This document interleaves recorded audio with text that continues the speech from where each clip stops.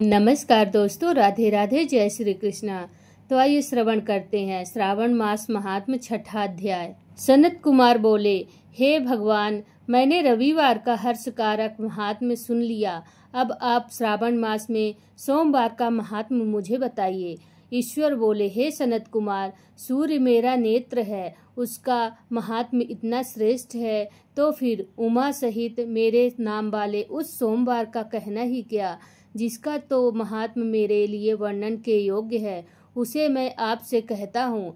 सोम चंद्रमा का नाम है और यह ब्राह्मणों का राजा है। यज्ञों का साधन भी सोम है। उस सोम के नाम के कारणों को आप सावधान होकर मुझसे सुनिए, क्योंकि यह वार मेरा ही स्वरूप है, अतः इसे सोम कहा गया है। इसलिए यह समस्त राज्य का प्रदाता है और श्रेष्ठ भी है। व्रत करने वाले को यह संपूर्ण राज्य का फल देने वाला है।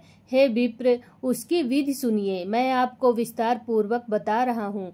12 महीनों में सोमवार अत्यंत श्रेष्ठ है। उन मासों में यदि सोमवार व्रत करने में असमर्थ हो तो श्रावण मास में इसे अवश्य करना चाहिए। इस मास में इस व्रत को करके मनुष्य वर्ष भर के लिए व्रत का फल प्राप्त करता है। श्रावण मास में शुक्ल पक्ष के प्रथम सोमवार को यह संकल्प करे कि मैं इस व्रत को विधिवत करूंगा, शिव जी मुझ पर प्रसन्न हो। इस प्रकार चारों सोमवार के दिन, और यदि 5 हो जाए तो इसमें भी प्रातः काल यह संकल्प करें और रात में शिव जी का पूजन करें। 16 उपचारों से सायंकाल में शिव जी की पूजा करें और एकाग्रचित होकर यह दिव्य कथा का श्रवण करें। हे सनत कुमार, इस सोमवार की कही जाने वाली विधि को अब मुझसे सुनिए। श्रावण मास के प्रथम सोमवार को इस श्रेष्ठ व्रत को प्रारंभ करें। मनुष्य को चाहिए कि अच्छी तरह स्नान करके पवित्र होकर श्वेत वस्त्र धारण कर लें और काम, क्रोध, अहंकार, द्वेष, निंदा आदि का त्याग करके मालती, मल्लिका आदि श्वेत पुष्पों को लाएं। इनके अतिरिक्त अन्य विधिवत पुष्पों से तथा अभीष्ट पूजनोपचारों के द्वारा त्रयंबक इस मूल मंत्र से शिव जी की पूजा करें। इसके बाद कहें, मैं सब भावनाश महादेव, उग्र उग्रनाथ भाव, शशिमौली, रुद्र, नीलकंठ, शिव तथा भवहारी का ध्यान करता हूँ। इस प्रकार अपने विभव के अनुसार मनोहर उपचारों से देवेश शिव का विधिवत पूजन करें। जो इस व्रत को करता है उसके पुण्य फल को सुनिए। जो लोग सोमवार के दिन पार्वती सहित शिव जी की पूजा करते हैं, वे पुनरावृत्ति से रहित अक्षय लोक पात्र करते हैं।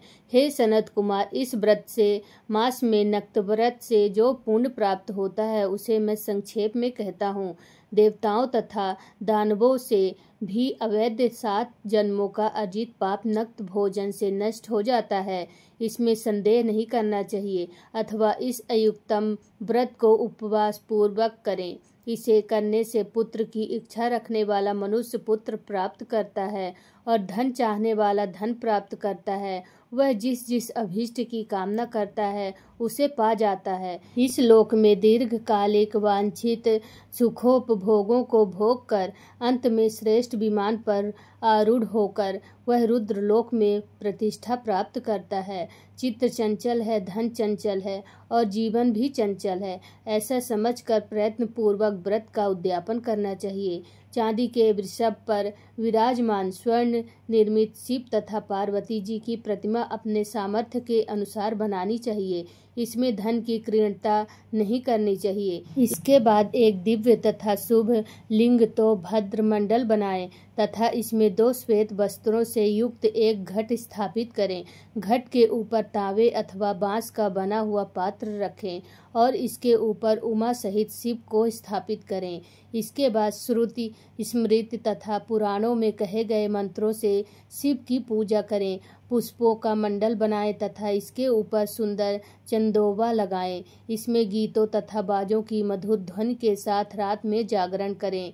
इसके बाद बुद्धिमान मनुष्य अपने गृह सूत्र से निर्दिष्ट विधान के अनुसार अग्नि स्थापन करे और फिर सब आदि 11 श्रेष्ठ नामों से फलास की समिधाओं से 108 आहुति प्रदान करे। तिल, ब्रीहयव आदि की आहुति अप्यायस्व इस मंत्र से दे और बिल्व पत्रों की आहुति त्रयंबक अथवा षडक्षत्र मंत्र ओम नमः शिवाय से प्रदान करे।